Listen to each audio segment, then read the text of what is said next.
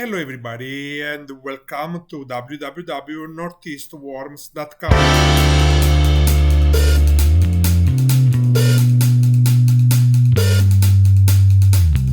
So, today we are doing the second big feed to the big CFT with the red wigglers. If you saw the other video that I will link on the top, right, left, whatever is it, we did a very, very big feed the last time. So, let's check it out. Last time we fed here on the right side, this time we will feed here on the left side of the bean. Let's go check it out what happened to the food if the red wigglers eat all the pasta that my cousin gave me. My Italian red wigglers love pasta, so let's check it out. So we feed all over this side. If you remember, I put some eggs cardboard on the bottom to absorb the moisture, and it look like it's worked. Let's go here where the food was. Oh, there are a bunch of worms here, and they look very active and happy all around the food left over. So last time was a big feed. So let's check the temperature. Temperature look great. If you saw the video, there was a huge feed, and the worms they went through everything. There are almost nothing, so it's definitely time to feed those guys. What is it? It's a zucchini. Zucchini take forever. So let's check it out a little bit. I'm very curious. So this avocado peel. Some remain, of course, of the shredded cardboard. Take longer. We feed till this area. Let's see here. So if you see, there are amazing casting all over on the top, and the worms are all over. Great. So if you saw the first video when I inoculated the worms on this bean, I put around 8.5 pounds, and I saw that they were not enough, and so I thought to put more worms, but actually I think there are enough. They are reproducing very, very fast, and I will not put any more worms. I will give them the time to do their stuff, reproduce. So carrot again, take forever. Okay, let's put some food on these guys. So I have again another bean. Wow, that's a lot of rotten stuff.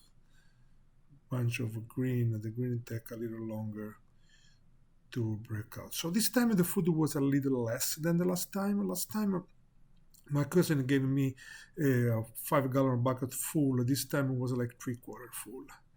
Let's cut those greens so they will help to break down, or they really will take really forever. Okay, so the worms went all through in 8 days actually. Today it's Monday, and I fed the last Sunday.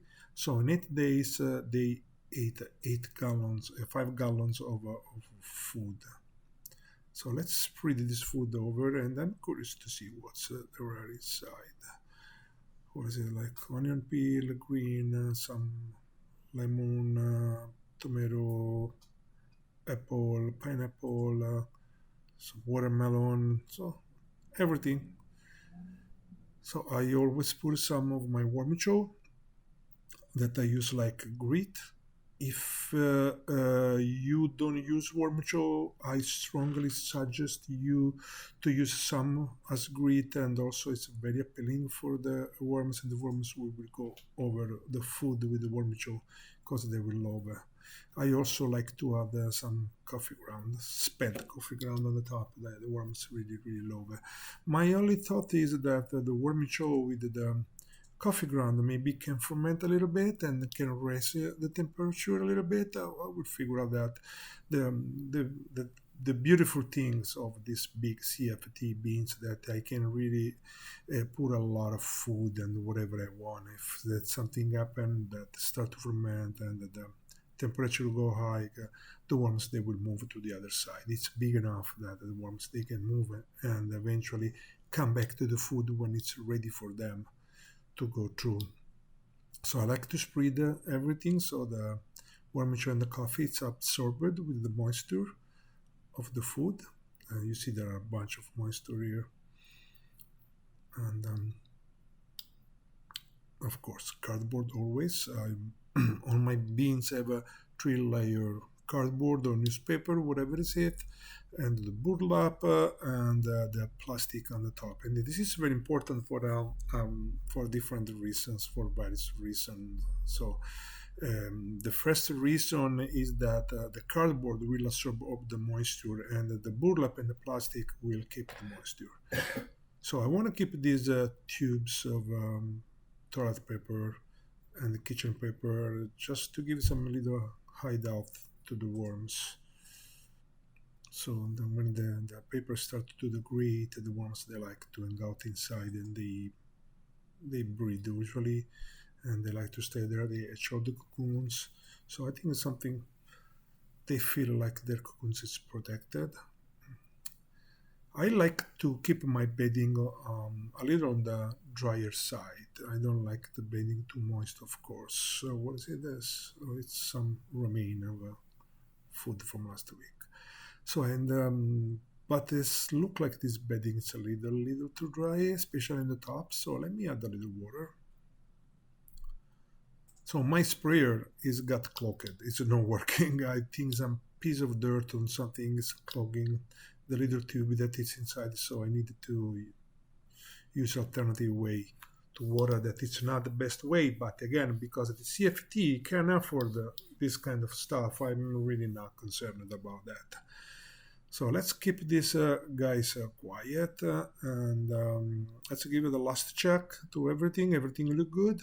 So and let's cover and again my beans, all the beans, the breeding trays and the big CFT or whatever bean I have again three lawyer.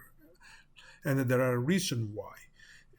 There are different reasons. It's not only one. Okay. The first one, of course, is the more obvious is that the cardboard absorb excess moisture. Cardboard absorb excessive moisture. The worms love it. They will eat. And if there are no fast tray like my breeding tray, that's okay to wait a little bit more. I don't use cardboard on the breeding tray because there are again fast tray I will that I harvest every 3-4 weeks.